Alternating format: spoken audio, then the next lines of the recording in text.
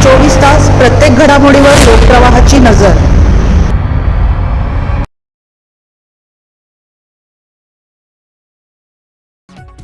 प्रभाग सभेतील राड्याचे महासभेत पडसाद, गोंधळ घालणाऱ्या नगरसेवकांना 6 महिन्यांच्या निलंबनाचा इशारा।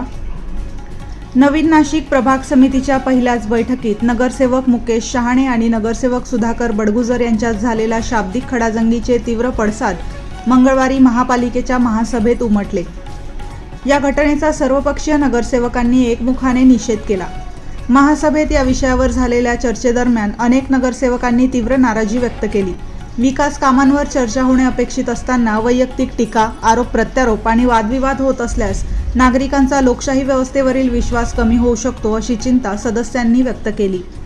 त्याचबरोबर प्रभाग समितीच्या बैठकीतील वादाची चित्रफीत सोशल मीडियावर मोठ्या प्रमाणात व्हायरल झाल्यामुळे नाशिक शहराची प्रतिमा मलिन झाल्याची खंतही नगरसेवकांनी व्यक्त केली।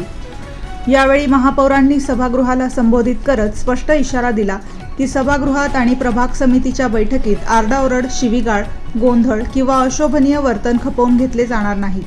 यापुढे कोणत्याही प्रभाग समितीच्या बैठकीत किंवा महासभेत अशा प्रकारचा अनुशासन भंग करणाऱ्या संबंधित नगरसेवकावर तात्काळ 6 महिन्यांच्या निलंबनाची कारवाई करण्यात येईल अशी घोषणा महापौरांनी केली। या घोषणेला सभागृहातील सर्व पक्षांच्या सदस्यांनी एकमताने समर्थन दिले।